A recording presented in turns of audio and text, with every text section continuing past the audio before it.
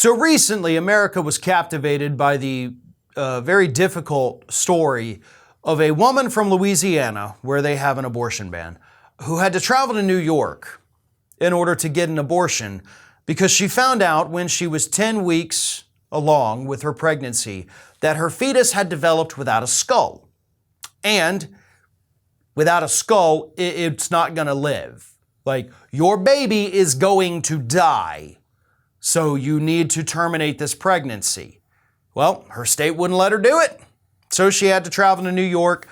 People from around the country donated money so that she would be able to do this. And she had to make that very difficult and painful decision. She wanted a baby, but the baby was developing without a skull and was going to die.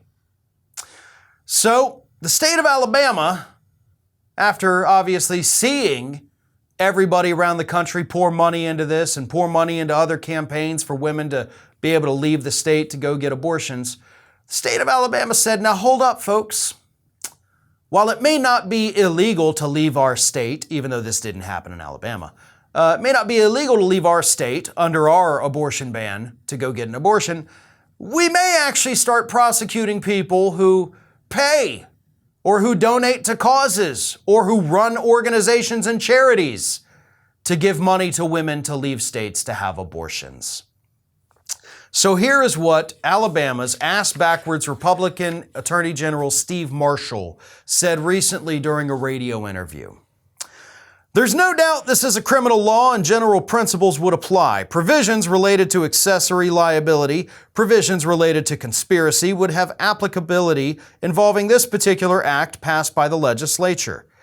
If someone was promoting themselves out as a funder of abortions out of state, that is potentially criminal actionable for us.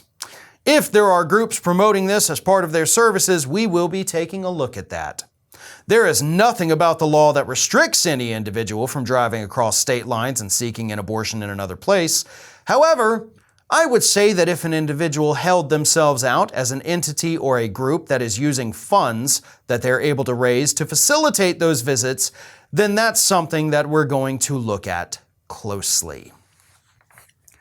In other words, if you're in the state of Alabama and you donate to a group, a person, or an organization that is raising money to allow women to travel from one state to another to get an abortion, Alabama wants to lock you up.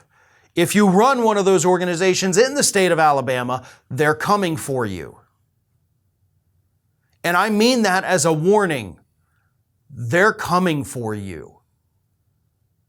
Steve Marshall, the Attorney General of Alabama, wants to prosecute you. He wants to put you in jail for helping these women. Folks, I knew things would be bad, right, after the overturning of Roe versus Wade. We all knew they'd be bad. I don't think anybody could have predicted how bad they would become, how quickly they would turn so badly, right? Like, that's what is truly shocking to me. We knew they'd get bad. We didn't know they'd be this bad, and we didn't know it would happen this quickly. Maybe some of you out there will say, I knew this all along. Great, good for you, wonderful. But this is terrifying, and it's getting worse. We're now at the point where if you donate $5 so a woman can drive to a different state to terminate her pregnancy that isn't even viable, you could be headed to prison for several years. That's what the state of Alabama wants to do, and trust you me, Alabama may be the first ones to start doing that, but I promise you they're not going to be the last. This is Hattie. Hattie wants to know why you have not subscribed to our channel. You obviously like our videos, so do us a favor and subscribe.